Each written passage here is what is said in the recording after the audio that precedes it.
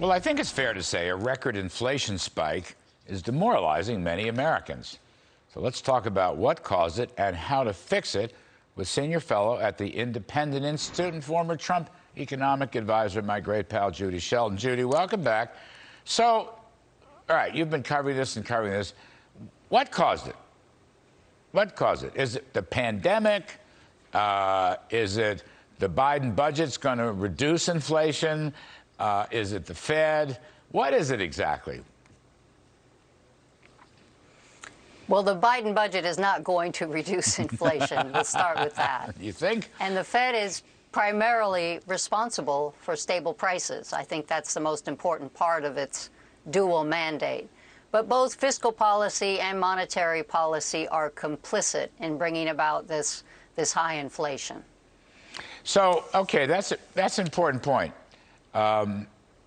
They're spending and borrowing, the federal government, actually more than we did through all of World War II, according to Joe Manchin's people. Yeah. Very interesting.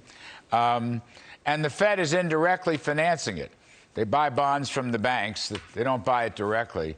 But so those two, that's what, it's not just the supply shortages, it's not just the Port of Los Angeles. It's too much government spending and too much money printing from the Fed. That's your take on this?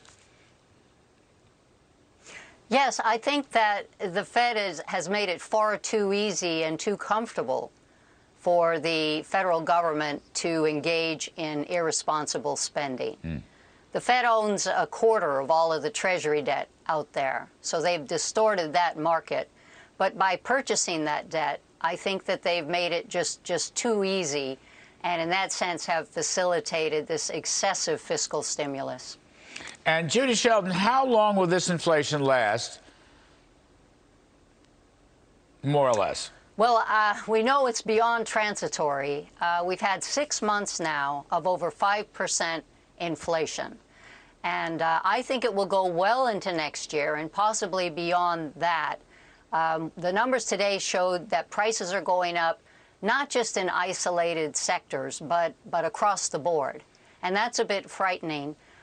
The wage increases that are now required are already becoming part of the future calculations for retailers, for grocers, for big distributors. They're already adding another 5% in wages. And I think we also see workers wanting to demand higher wages because they see that they're having a very hard time even keeping up with the inflation. So that becomes a vicious cycle of expectations, and that makes it more dangerous as far as prolonging the inflation.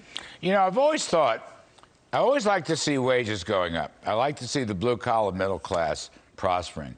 But I always felt, Judy, the best way to do that was where they essentially earned their wage increases through higher productivity.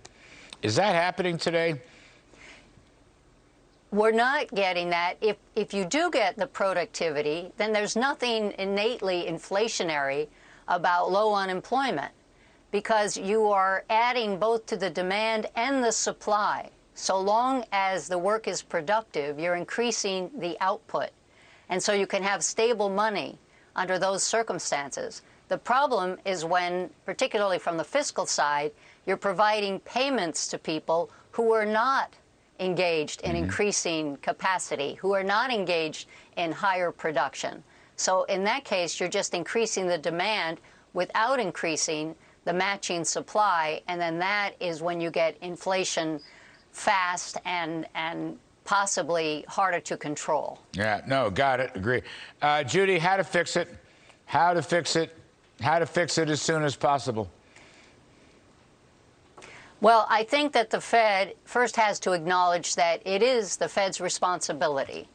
And I think it was a mistake for Chairman Jay Powell to encourage the fiscal spending. Now he has to send the signal that he recognizes there's been too much of that stimulus on top of the kindling of the monetary stimulus that's been going on for years. There was no need to be engaged in quantitative easing, at least for the last 6 months. Yes. None of that was doing anything to, quote, support the economy. It was just supporting the government spending. So they should have started that taper at least last summer. What they can do now, and I think we'll see that coming out of next week's meeting, is signal that they do take the inflation prevention part of their mandate seriously. They acknowledge we have a potential serious problem. And I think that if they finish this out, at least before March, I mean, I would stop it tomorrow. And it would be better if the Fed would consider actually selling some of its securities and reducing its footprint, the way Paul Volcker brought inflation under control. But I'm afraid they're just going to use the administered rate, and that's a pretty blunt instrument. They have to be very careful with that. Well, they're doing this weird thing in the money market. I'm sure you know about it. Insurance companies, money market funds, banks, they're called reverse RPs. Essentially, the Fed's taking money out of the system sort of on a nightly basis, but they're still buying bonds, so it's no solution. But they're actually starting to sell bonds. I think you're right, by the way.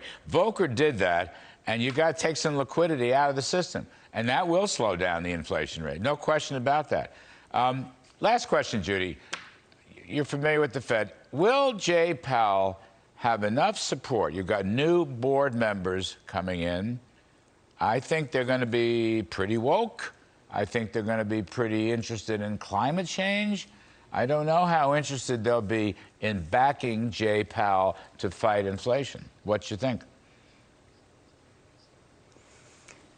Well, I think that he's not demonstrated sufficient leadership to stay clear on what is our central bank's appropriate role. That is, I think he's given signals that he's more open to taking on these increased responsibilities of racial equity or climate change issues, the green agenda. This is not the job of the Fed.